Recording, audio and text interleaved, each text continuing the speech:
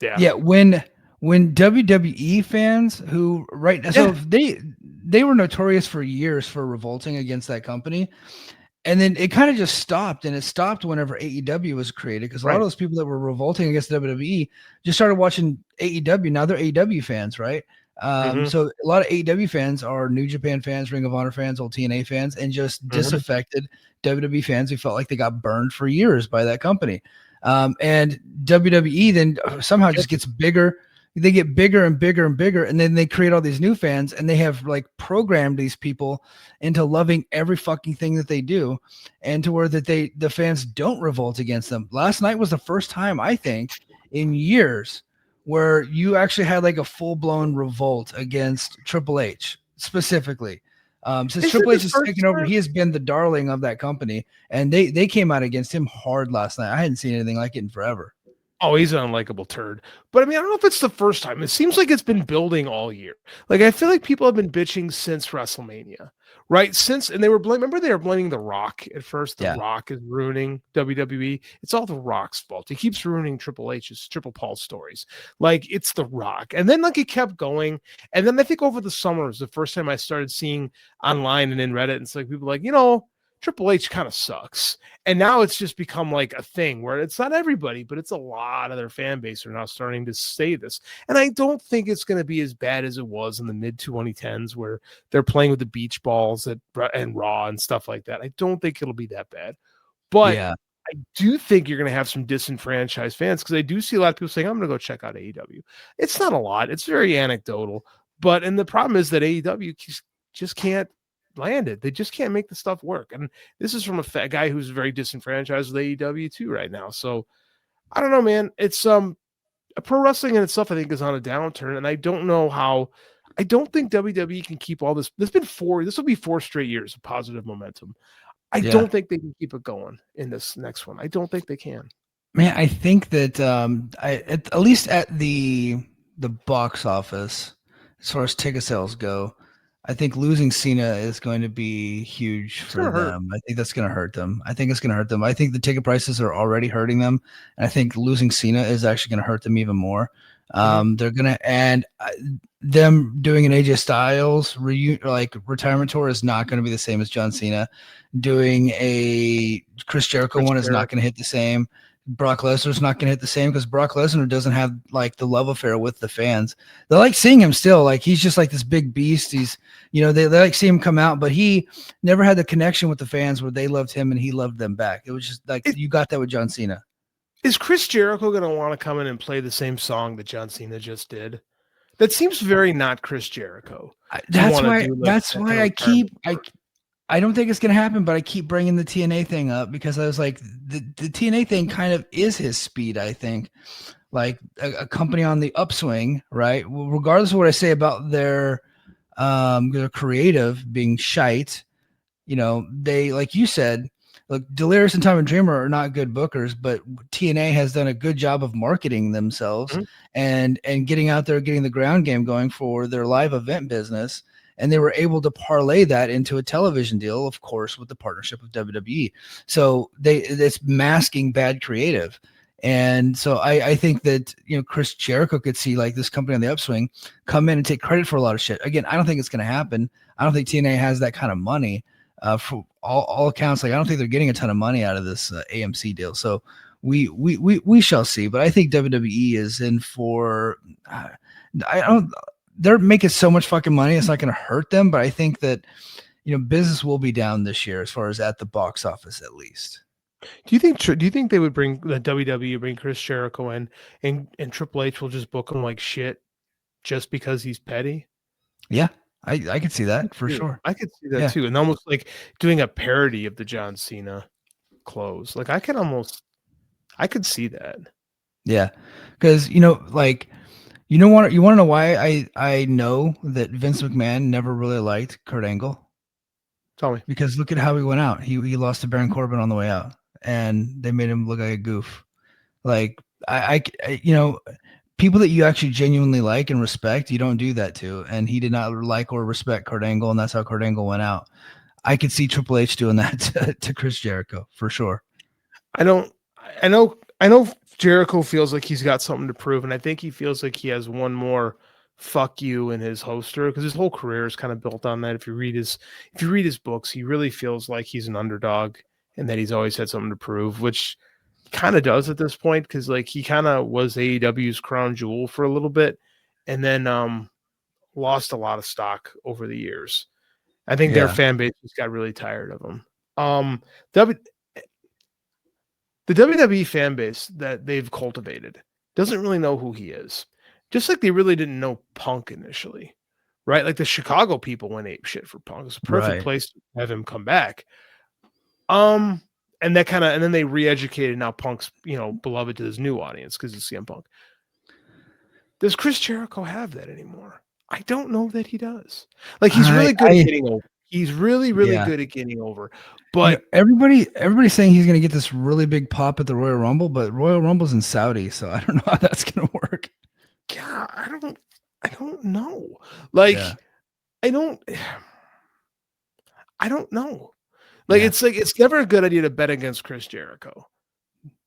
But a 55-year-old, that's like Joe's like, Cena will be 53. I'm like, dude, Jericho's 55 and he's signing with WWE again, probably. Like, still trying to prove like he can go. I don't know. Yeah. Let me get to some comments and then we're going to get to our last topic. All right. EPW shows says, was it WWE fans chanting AEW or are they going to support AEW? I think that was like a small smattering of AEW fans that are double agents. They're these hardcore AEW fans that still go to WWE shows when they're in town. Typically, AEW fans are pro wrestling fans. Yeah. And that's been the case forever. Like AEW does not do a great job creating AEW only fans. And to be quite AEW only fans, do that what you will. I think you have a great idea. I think you have a great Harley Cameron. I don't know. Stop. Stop. Go ahead. What was I going to say? I don't. But AEW's business model is based on the idea that there are other wrestling companies out there, right? That they're not alone, that they're part of the greater infrastructure. So, I mean, like, it makes sense that AEW fans would be fans of the greater business, where WWE is always insulated its fans. Yeah. Like, going back to Vince, like, from day one. So, I don't know. Heat is on says, and Heat is on follows WWE really closely. He says the first half of WWE of the year is all overseas. I think 2026 will be big for the Fed. I mean, look, they're going to get more money than they've ever gotten because their TV rights escalate, and they always do really well overseas. But I am curious about the U.S. market, how that works out. So we'll see. Look, like I said, it's going to be a big year regardless because it's WWE. I think that the U.S. market is going to be down a little bit. Why? Okay, let's look back in time, because you can always you learn about where the future is going by examining the past. When WWE was really struggling in the U.S. in the houses in 91 and 90, you're on something. After they started running Europe a lot. Yep. And who were the two most popular guys that the company had in Europe, Mike? Oh gosh, Bret Hart and Davey Boy Smith. Yeah. Like, so those were their guys. One of those guys was a crack addict. One of those guys was super reliable and got really over. And like, that's why they went with Bret Hart, because they were touring, the UK and Germany and so much. And Bret was really, really over there. And that's another reason. And that's like we talked about, is Vince struggled with that because Bret wasn't what Vince saw as his guy. But he was the one that was getting that was super most over in the place they were drawing the most money because they were struggling. This isn't like, I know like they like to like whitewash the history of WWE. They were really struggling in the US houses from about 91 to about 96, right? And the top draw overseas. And every time they went overseas, they made money. So it was like their break glass in case of emergency. Bret was the guy and they couldn't deny it. So, I mean, I'm not going to say they're not going to make money overseas because they're clearly gonna. But when they come home, I don't think I think the U.S. fan base, it will always set the tone for what the rest of the company is, regardless of how well things sell overseas. The U.S. audience oftentimes determines where the company is going. Yeah. Little Silver Jackson says 10% Jericho goes to TNA. I think that's a good percentage. That's a bold statement, I think, even there. Yeah. All right. When someone posted AW ratings trend, it was noticeable that there was a non-insignificant dip after Sting retired. I think this could hurt the ratings as well. So Oh Sting yeah, was not he was not a ratings mover for that show because he was never a central character on the show. He was an ancillary character. he was also never But advertised. yeah, yeah. So the show was built around, during that time it was like Hangman and the Young Bucks and all those people. So ratings up or down, I don't think that Sting played a part in that, but he absolutely fucking sold 20,000 tickets in Greensboro for sure. Mhm. Let's see. All right, hold on. Lil Silver, man, I love you. TNA has money. They paid a lot for the Good Brothers. Got Chris Lil Jericho Silver, money. I like this guy. I want to be nice here. There is a humongous fucking difference between the $500,000 they paid the Good Brothers and the $5 million that it would take to get Chris Jericho to come to your company. Big difference. Chris Jericho is a next level star. All right. Generational star. Yeah. Yes. Yeah. Triple H would love to book Jericho retirement tour. It's all about the game. Yeah, I'm sure. That's what I'm saying. That's exactly what I'm saying. I'm sure he would love that. And I'm shocked that Jericho feels so desperate he has to. Yeah. On the TNA AMC deal, apparently it's an ad split deal with AMC paying 1/3 of production costs. That has not been reported, and I don't think that's anywhere, but it sounds correct. So whenever I heard about it in September, though, and JD, you got the text, right, JD? I sent it. Mm-hmm. Mm-hmm. Okay, yeah, I did send it right after the show last week.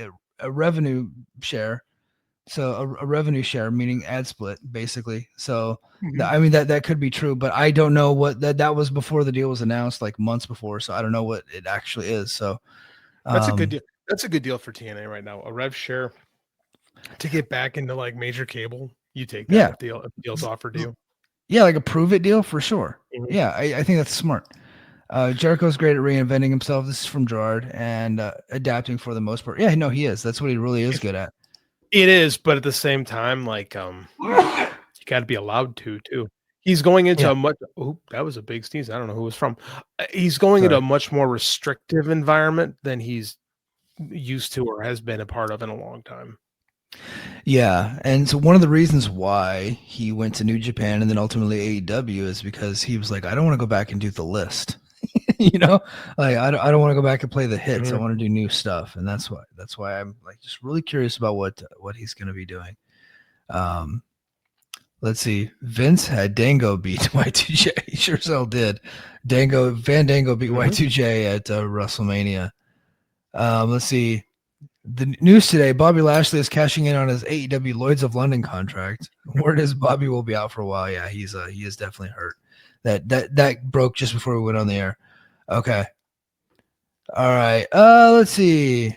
AEW had that deal on TNT when it first started, right? Yeah, it was the same deal. So but I think so here, the AEW deal with TNT was a revenue split, and I think TNT also kicked in some money for production costs.